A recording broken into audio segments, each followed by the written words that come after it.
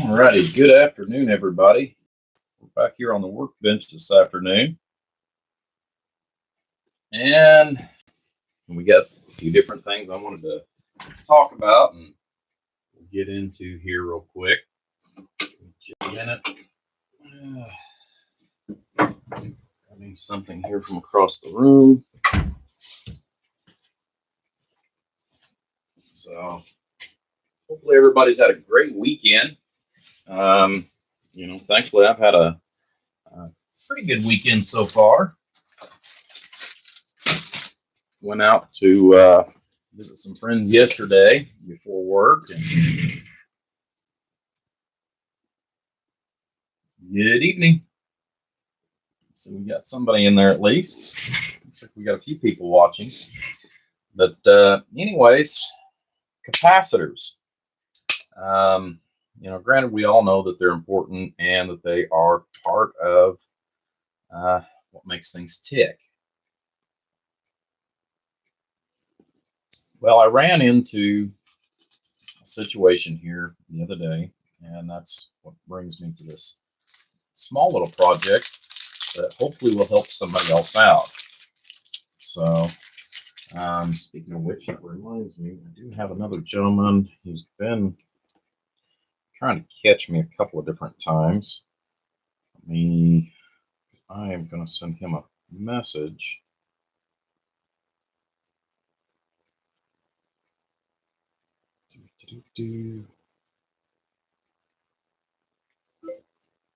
Click on my YouTube video. I'm live right now. You will want to watch.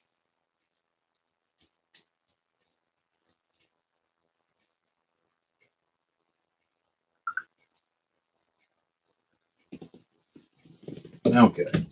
The only reason why I sent that one was it's another friend of mine that's always got a quest for knowledge, and he's kind of new to the build. He's old, but he's old school as far as that goes. But he's new to some of the builds, and that's what this little project's going to be about. And it's what I'm going to do is I'm actually going to build an incredibly simplistic circuit to test capacitors. That's what this is for. And the small little circuit board here. I'm going to build a little bit more complex one, which I've got some parts on order for. But when I get into it, and that's what part of the schematics and stuff like that is. But for the time being, I've got a couple projects I want to get pushed through and get them finished. So we're going to do it a little different with, like I said, using a very simplistic circuit.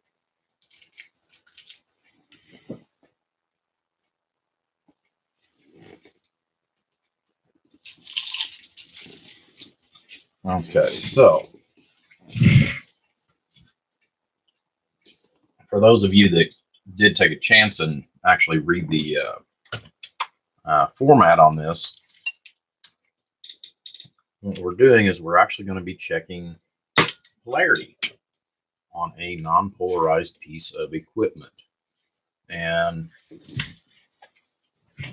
truthfully, I hadn't given this much thought, but at the same token, a gentleman had showed me this here a while back, and it's like, well, that's stupidly simple. Why hadn't I thought of that sooner?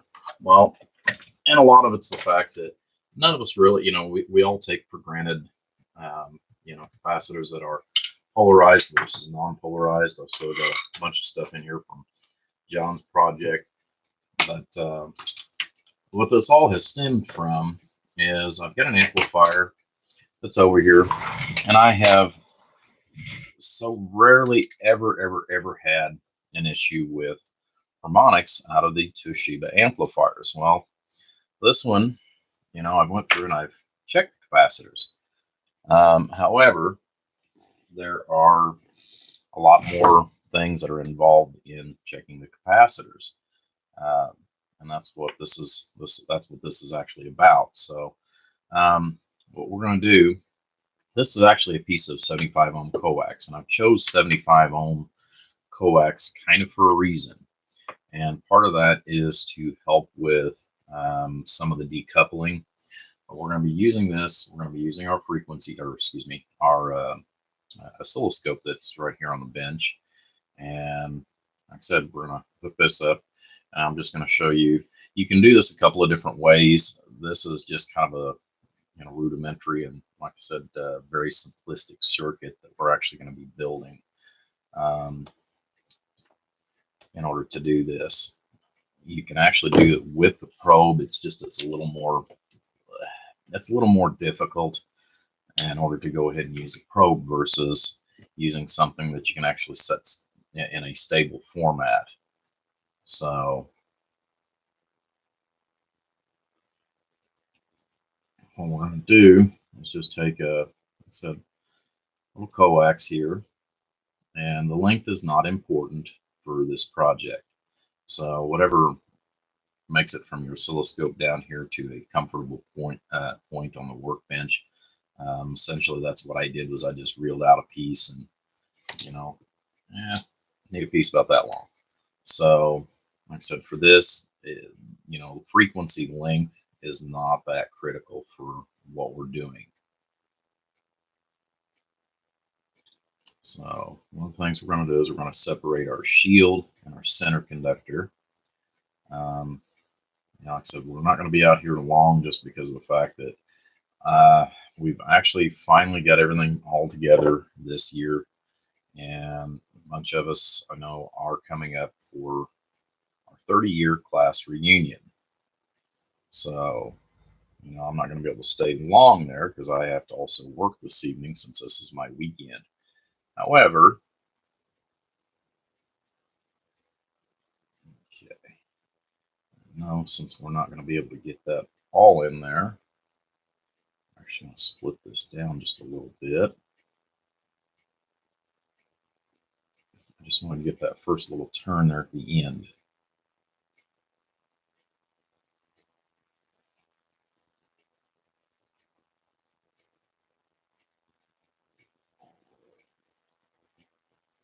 So what we're after is to try to get that worked down to just a small enough point where we can actually put it through our little piece of perf board here that we're using for testing.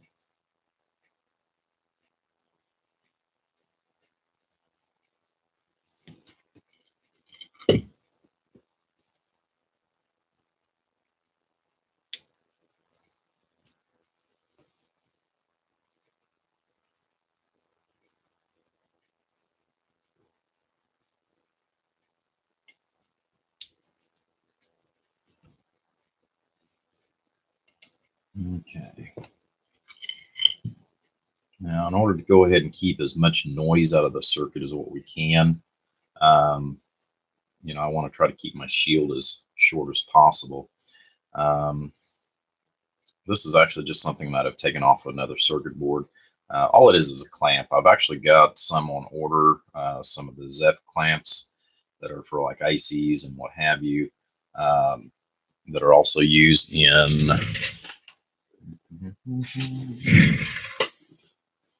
for example, like the IC checker.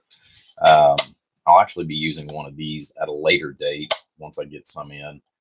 Sad part of it is I usually keep a couple of these on hand and I'm out. So, like I said, we're not going to build, the complex circuit. We're just going to build a basic one.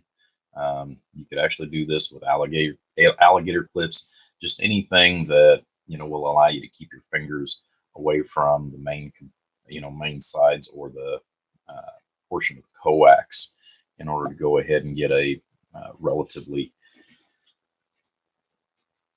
good influence. Okay, so feed that through. Can.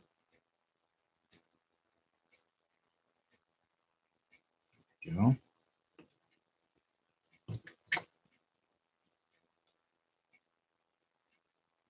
And let's go ahead and trim that center conductor back just a little bit more. We get too wild and crazy here. Well, hello, squirrel. It's been a while since I've seen you in here, buddy.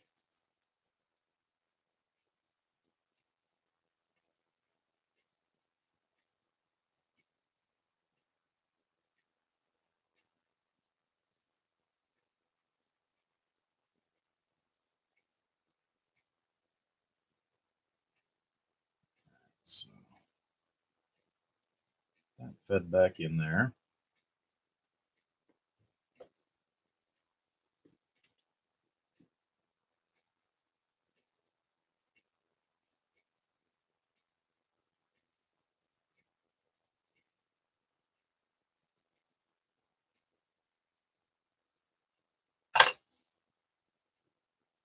Now, granted, you don't have to use a little piece of perf board. It's just, I find it a little easier in the long run.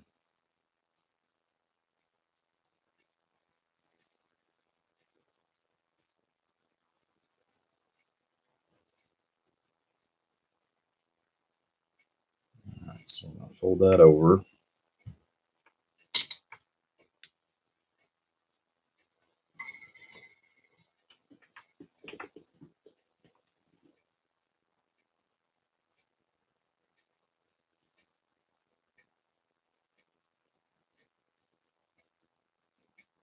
So our shield there.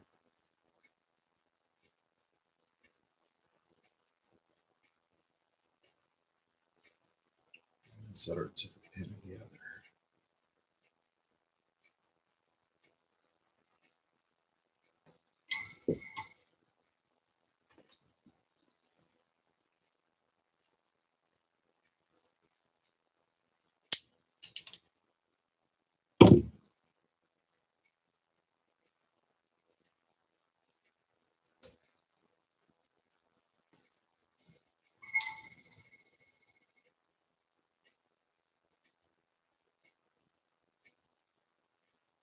Okay.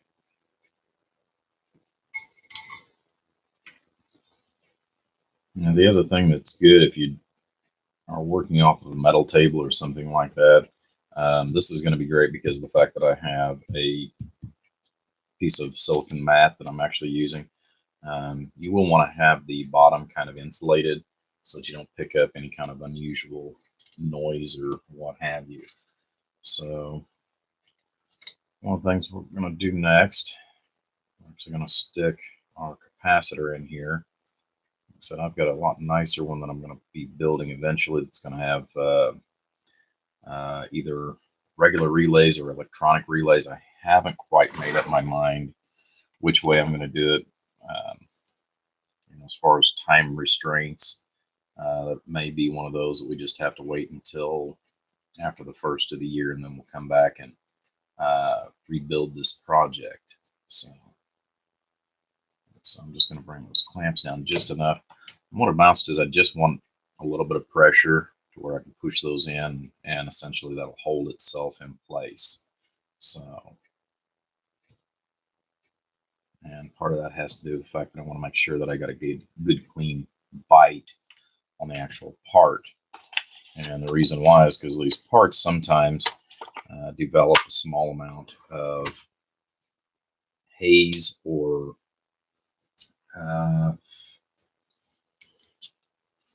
what is that? Rust, if you will. Which is just common for anything, tarnish, but anything that will actually cause an issue with your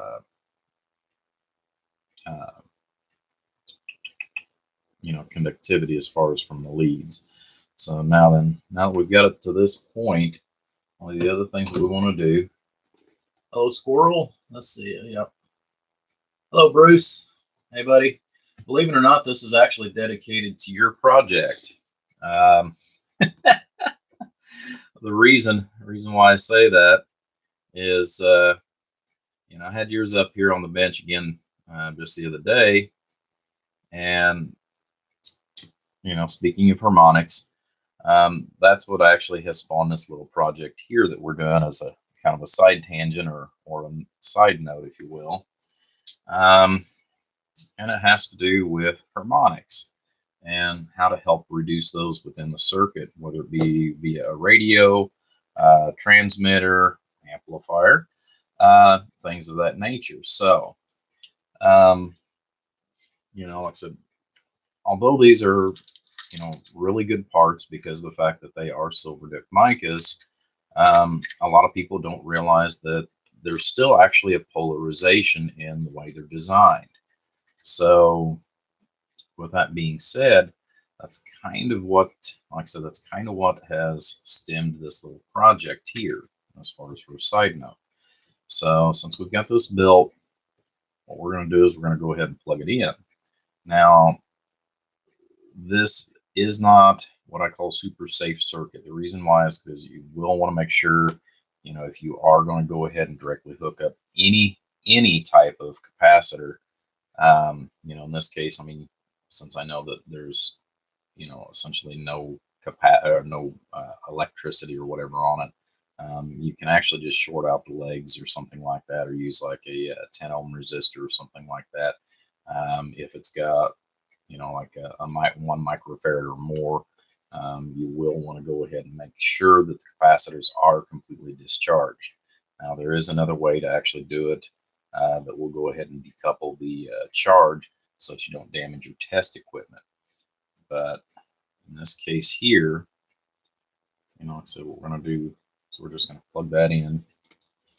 We're going to hook up our oscilloscope.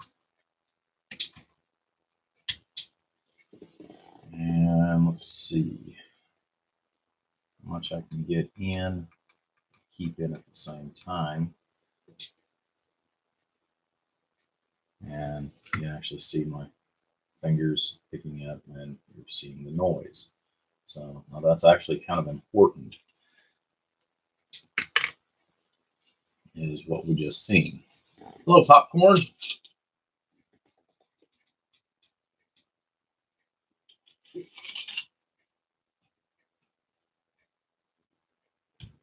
Louise, that means that Wayne is on his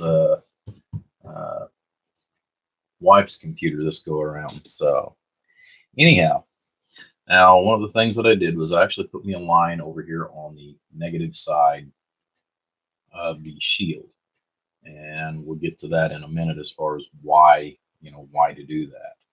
So, and I've already, like I said, started actually drawing out a circuit here as far as in retrospect to actually setting this up to where it'll actually flip-flop itself without having to physically take it out of the circuit. All right, so what we're going to do is we're actually going to use the energy that is actually within the human body, as far as to induce the part. So I think what the computers say, roughly I think about a 60 cycle. 60 cycles is what the human body, I think, generally produces. So what we're actually going to do is we're going to use our body as part of the antenna, and we're going to actually look at the waveform that's going across the screen right here. Setting your oscilloscope to the lowest setting, and then finding the frequency range that has the most movement within reason, obviously. For this test is going to be great. So what we're seeing is we are inducing a little bit of noise, and we want to try to keep our fingers off the actual leads, because as you can see, you're going to have a larger waveform. So the only thing we want to do is we want to grab just the top of the capacitor, and we see that it's relatively flat. So what we're going to do is we're going to take this part, we're going to turn it around, and plug it back into the circuit like so. We're going to grab it again. We're going to look at which one has the larger scale. So back in the other direction.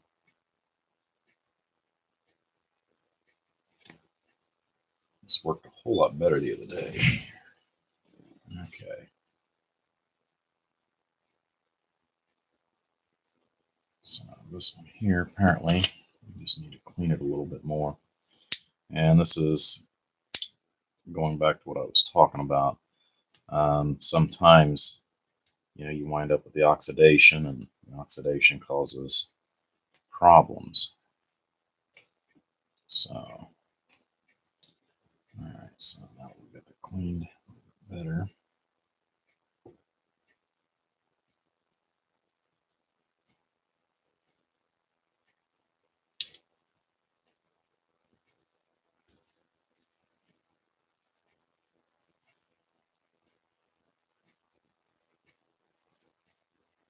Come on.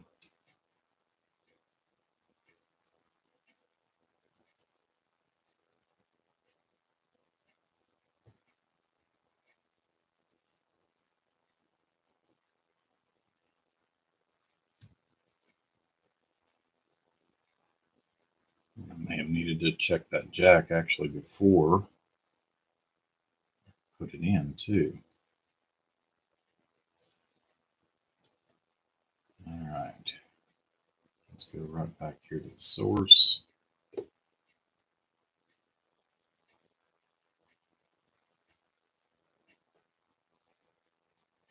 Okay, so we'll tip the column that way.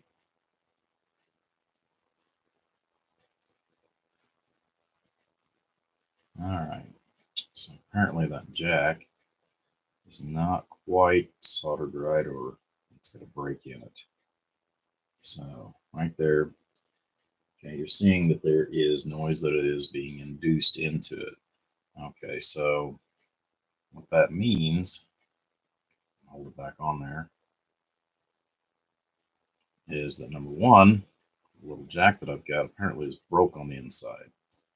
So right there you see that we've got a large amount of noise that's actually being created by the part itself. If we turn it around and touch our two terminals, which should have been done to start with, you're going to see that there is almost no noise.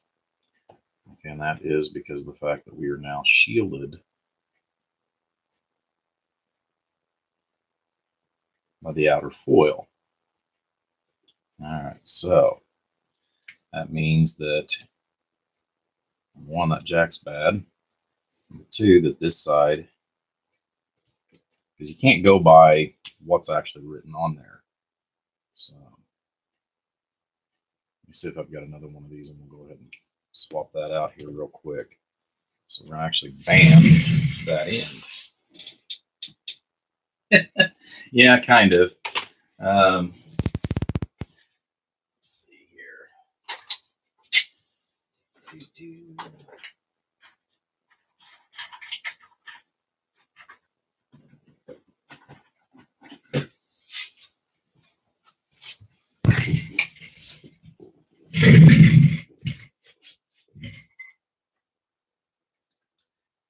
Yeah, sometimes whenever I take things apart, I'll keep little jacks like this, and sometimes I forget to test them before I actually put them away, and wind up with one that is busted somewhere on the inside.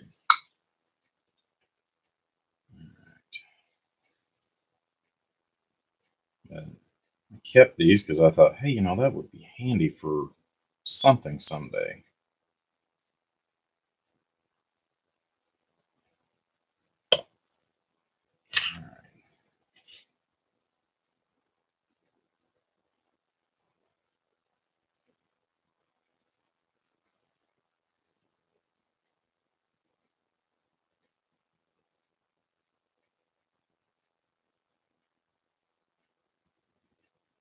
I can get that to set on there just right where I can heat it up and drop it in there.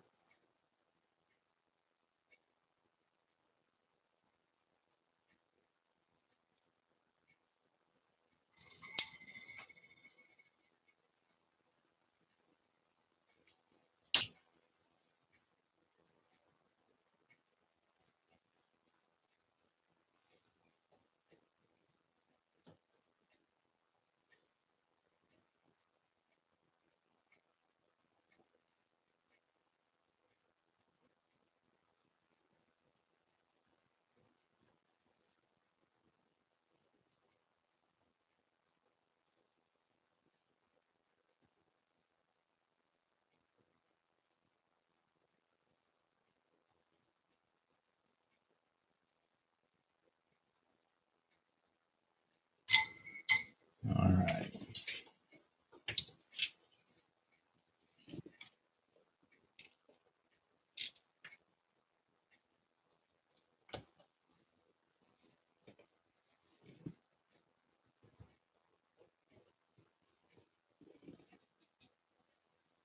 So since that's the banded end, put that back on there. We should be able to just make contact right on the top of the screws.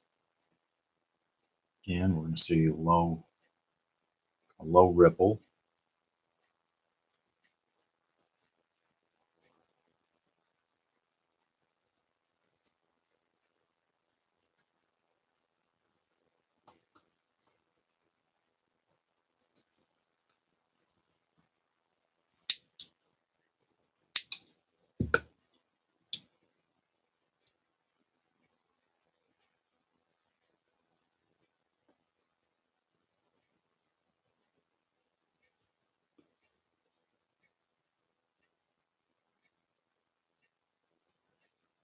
These little holders are junk.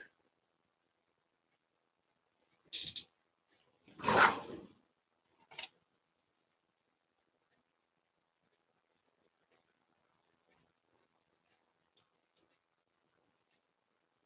think I'm starting to see why I actually took them off of whatever it was that I was working on. Probably did a direct solder.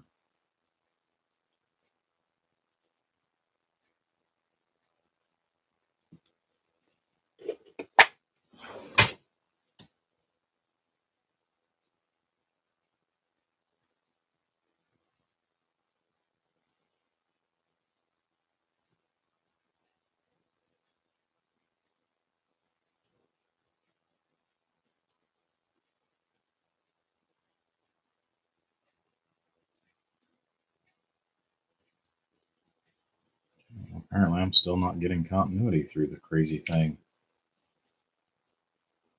But I know we can hold it on the back. Go right to our test points. A ripple.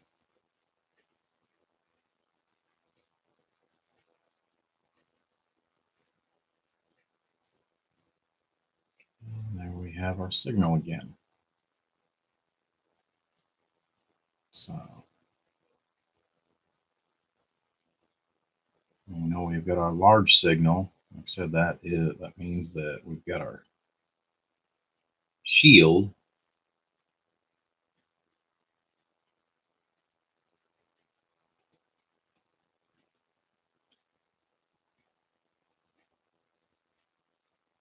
So we're inducing our signal over the shield itself, and that's the reason why we're picking up the noise that you're seeing on the oscilloscope versus when we turn it around the other direction.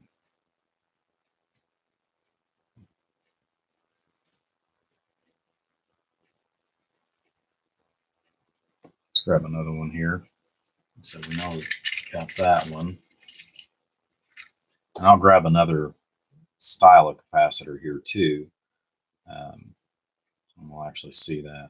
Now, the one thing that I've not tried this on yet is the disc capacitors that everybody's real familiar with.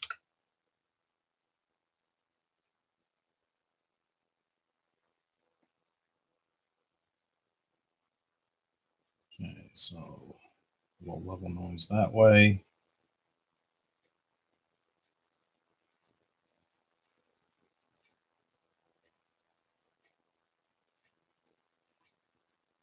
Come on.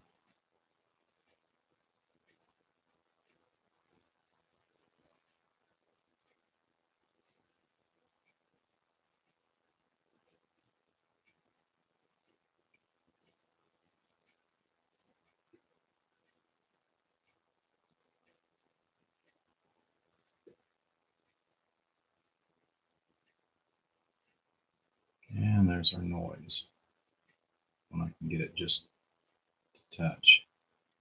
All right, so since that's our noise, we know that this is the side that needs to go to ground, or the shielded side.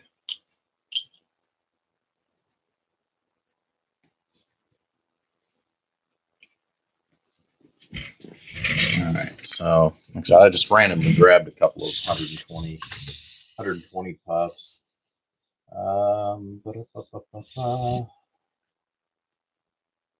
Let's grab some orange dip caps.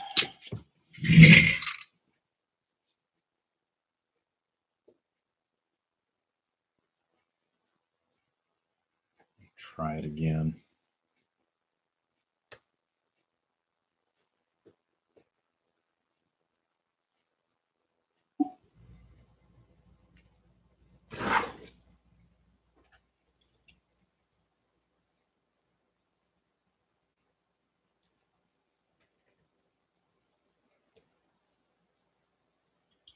Just tighten those down and see if I can actually get some kind of a, trying to make it where it's easier to actually hold this. That was part of the reason why I was going to do it this way.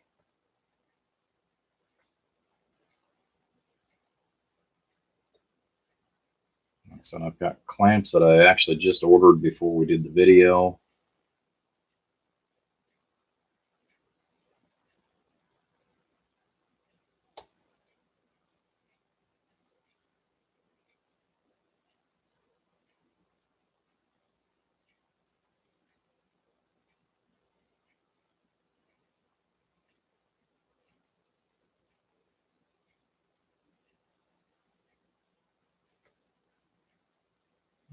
So apparently that's just not wanting to do it. So we'll go back to the old, incredibly old method. So I was trying to make it a little more fun and entertaining. Hopefully it was entertaining. All right, so we've got that set to 1x position. We've got our shield here. Let's see if we can get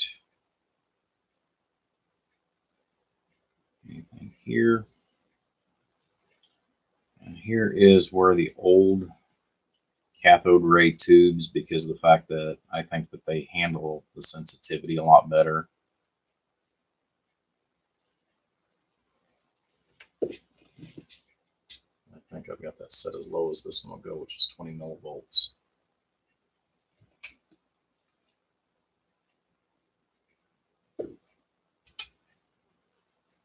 Some of these capacitors I've had for eons.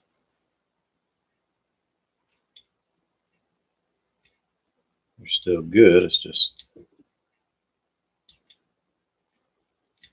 take and clean them sometimes.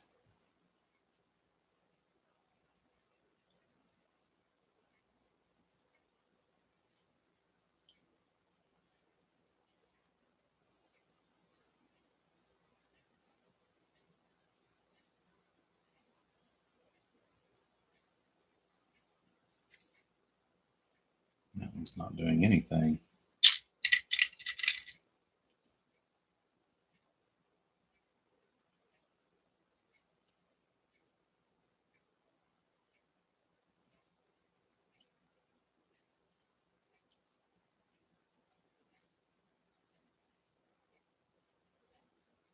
Okay.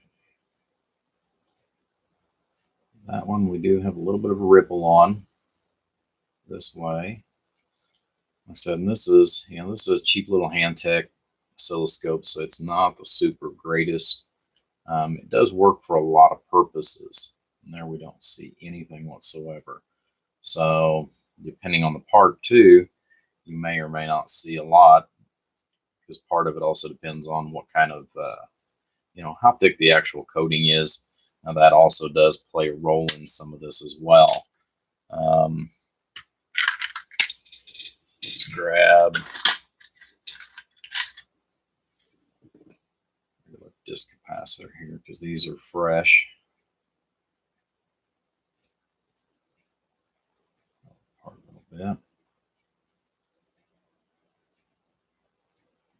Okay, so we have zero noise that way.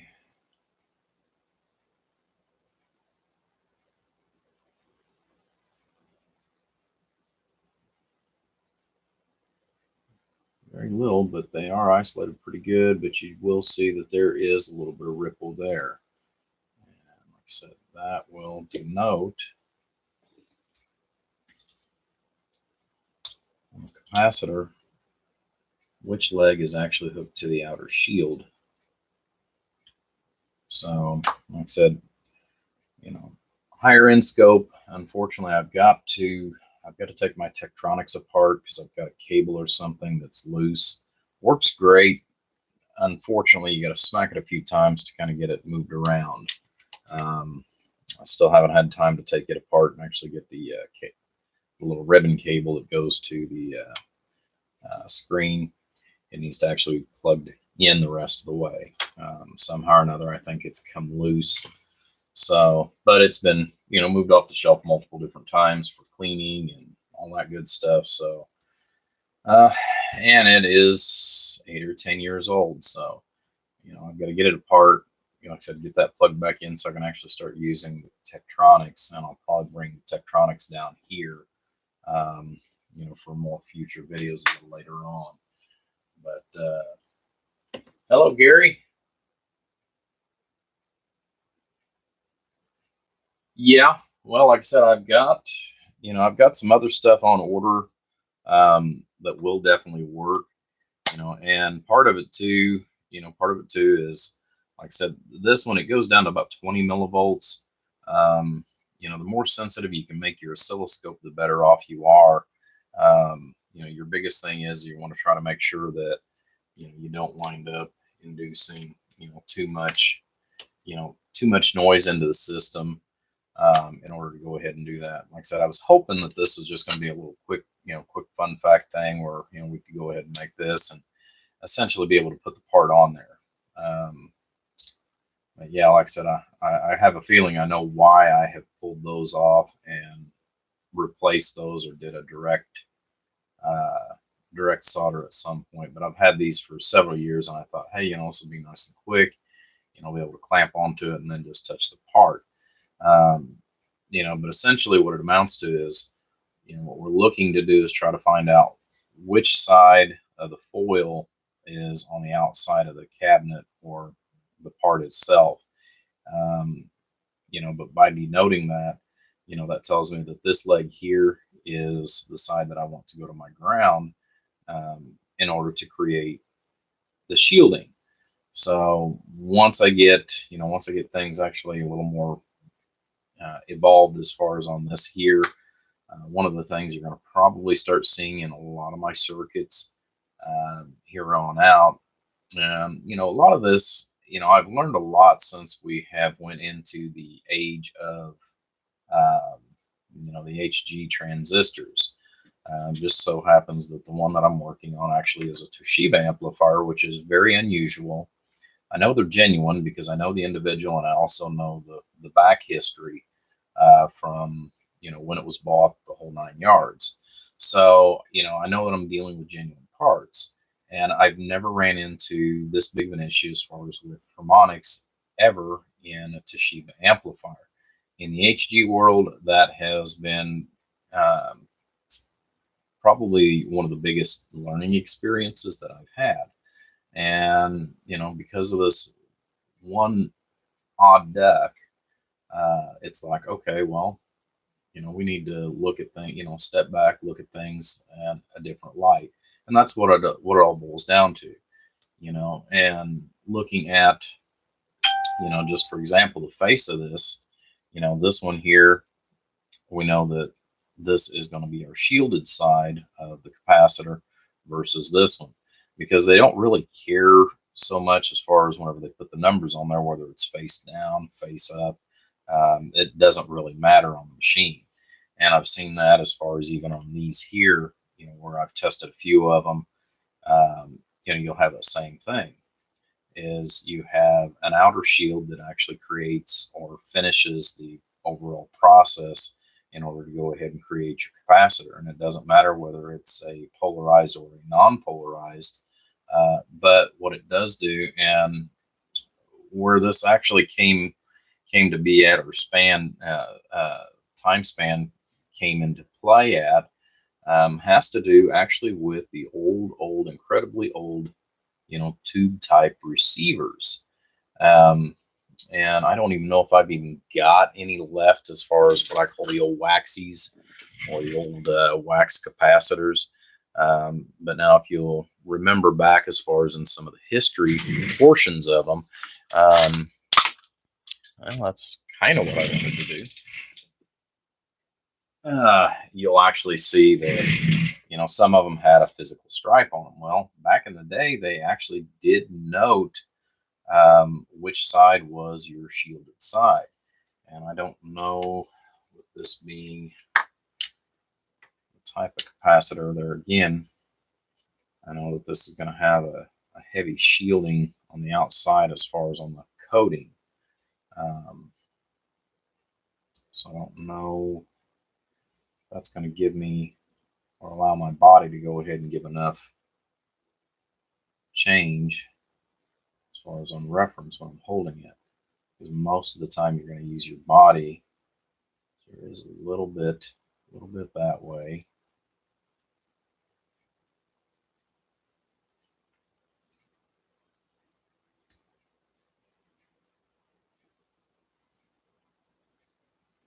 I'm not seeing anything there. The other way, I've got just a slight change.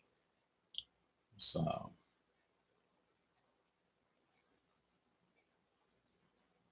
like I said, this scope is not as sensitive, although I can, pick up my finger off of it. It's not as sensitive as my Tektronix. And this is where the old style really actually has kind of a benefit to it, just because of the fact that the old cathode rays are very, very sensitive for certain applications. The only problem with those is they're big, they're bulky, and they take up an enormous amount of room. It didn't like being plugged in during lightning strike. Yeah, no, most of those don't. No, they're not, Mr. Clean, and that's part of the reason why I kind of did this video is even though these are non-polarized, they are not marked as far as what the polarity is. And now I kind of happily wish I would have kept my old my old oscilloscope for this process here. Of course, usually you can pick one of the ancient ones up for 25, $50 at a ham fest. That's really has no real use for anything in today's society. But even in modern technology, to be able to decipher, a non-polarized. Now, one of the unique things is whenever you go into, and it's parts like this that, we're more concerned with than, if you will, going into today's types of capacitors that you're going to be seeing a lot more of. We are seeing a lot more of, which is these little guys, the little SMT and SMD capacitors, that are here here within the circuit.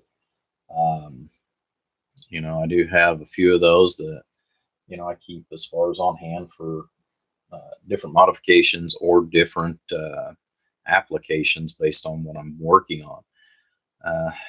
As much as it pains me to know that we are having to go over to these